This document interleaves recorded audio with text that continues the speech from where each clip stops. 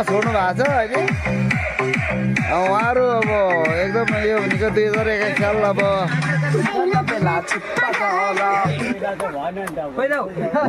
उहाँहरूले अब एकदमसँगले उहाँहरू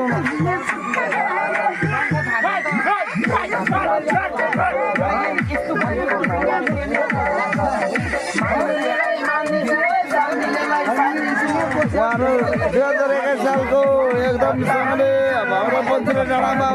भइरहेको हाम्रो हटी डान्सहरू हुन्छ होइन उहाँहरू